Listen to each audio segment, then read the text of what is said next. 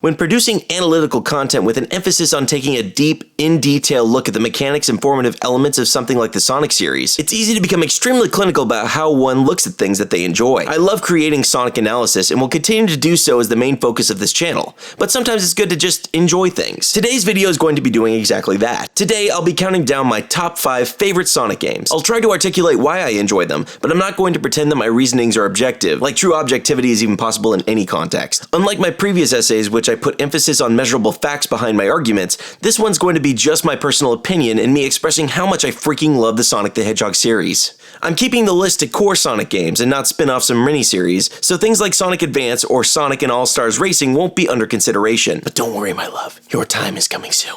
So without further ado, let's get into it.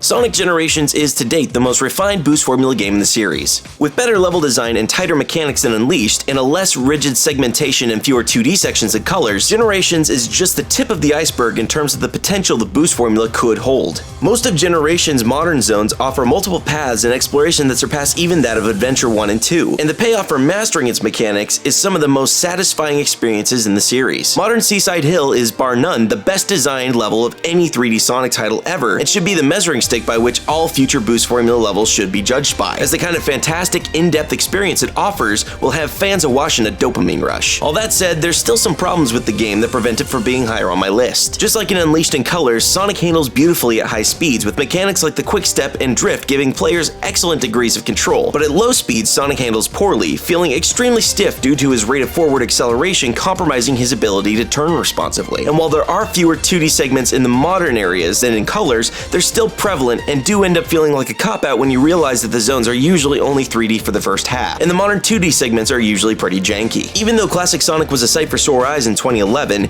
his physics feel strange in Generations, and his spin dash is incredibly overpowered, leaving him feeling a bit unrefined. The story, if it can be called that, is such an afterthought it honestly didn't even need to be there. Those problems aside, however, Generations is still a blast of a title and remains a joy to play today. It showcases how versatile the boost formula can be when executed correctly, and celebrates over 2 decades of Sonic's experiences in a fun way. Plus, as an added bonus, it's a perfect way of silencing people who claim that all modern titles are boost to win. If you ever run into someone who does, just throw them into Modern Seaside Hill, City Escape, or Crisis City, and laugh as they realize how completely wrong that they actually are as they get game over after game over trying to prove it. Sweet, sweet catharsis.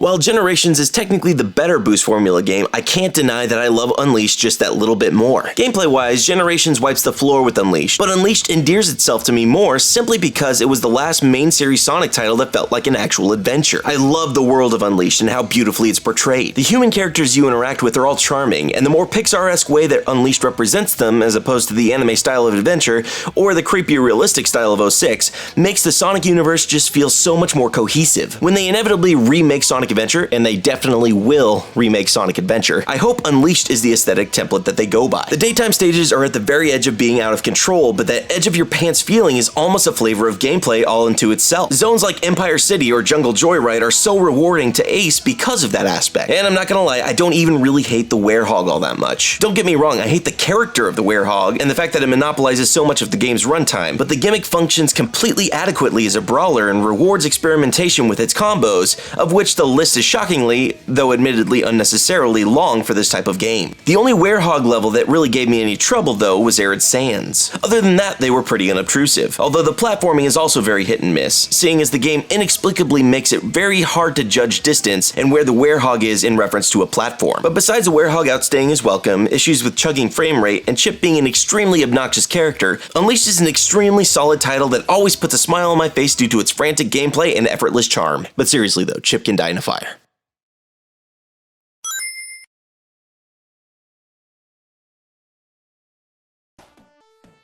There's a reason that Sonic 2 is the first game that pops into the heads of even non-Sonic fans. That's because this game epitomizes all the best qualities of the Sonic series even to this day. The art style, the music, and the characters all hit their stride with Sonic 2. Everything that Sonic 1 did, Sonic 2 did better. It's one of those sequels that after you play it, it makes it insanely difficult to go back to its predecessor and enjoy nearly as much because of how significant the improvements are. The level design is spot on throughout, being simple enough to easily convey what direction the player should be going at all times, but also at the same time rewarding accomplished players for improving their skills and striving for better times and flawless runs. This also applies to the spin dash that may give you an instant burst of speed, but you have to up your game in order to maximize its potential. But either way, it ensures that you have a good time regardless of how well versed you are in playing Sonic games. There are few games that offer such a pure, fun gaming experience as Sonic 2. It's the perfect pick up and play game. I can attest since I've logged more hours into Sonic 2 by far than any other game I've ever played. While you'll run into occasional bugs here and there, and the original Genesis iteration of the two-player mode is pretty much unplayable nowadays, Sonic 2 is in a league of its own. That's made even more impressive now when you start to dig into the history behind the scenes craziness of what Sonic 2 was supposed to be originally, and the problems that it faced, from last-minute decisions to cut content, to the ego-fueled and possibly even racially charged conflicts that arose during development. The fact that we got a playable game, much less one of the most popular 2D titles of all time, is nothing less than a miracle. Sonic 2 is a game that has stood the test of time, and its legacy will continue to bring joy to gamers for years and years to come.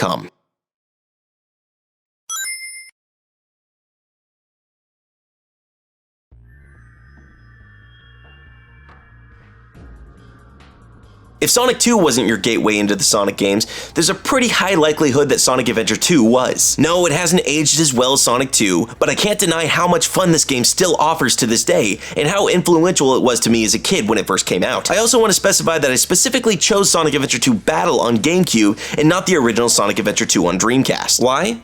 Because while every subsequent port of the original Sonic Adventure caused it to become worse and worse, Sonic Adventure 2 Battle actually improved nearly everything about the game. The frame rate saw a massive improvement, as did the Chow Garden functionality with the addition of the stat page allowing you to see how your Chow was progressing, and its Game Boy Advance compatibility. Most notably, however, the two-player mode was given a complete overhaul, taking it from a fairly bare-bones, stuttering frame rate sideshow to a full-blown, fleshed-out mode that remains one of the most fun multiplayer experiences on the GameCube, right behind Super Smash Bros. Melee. I still boot up the GameCube from time to time when friends come over to go a few rounds. It's helped by the fact that Sonic has never controlled better in a 3D title. Sonic's movements are perfect in Sonic Adventure 2, making him nimble enough to go exactly where you want him to, but with enough weight that he doesn't feel like he's ice skating on solid ground like in Sonic Heroes and Shadow the Hedgehog. Admittedly, things get a little dicier with controls when Sonic gets up to speed.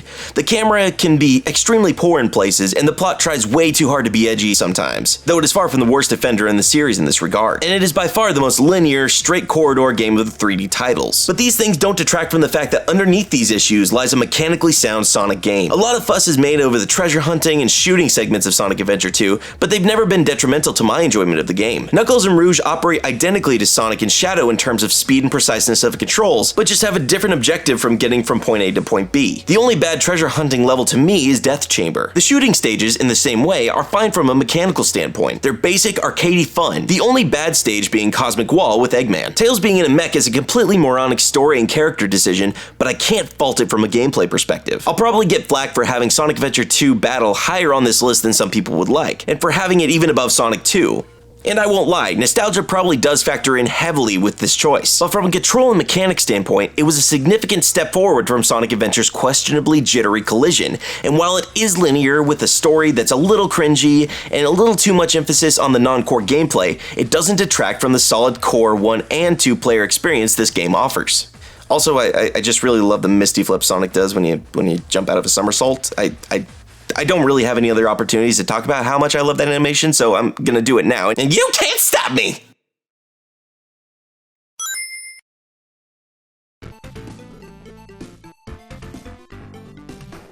Was there ever really any doubt? Sonic 3 and Knuckles is a completely flawless game in my eyes.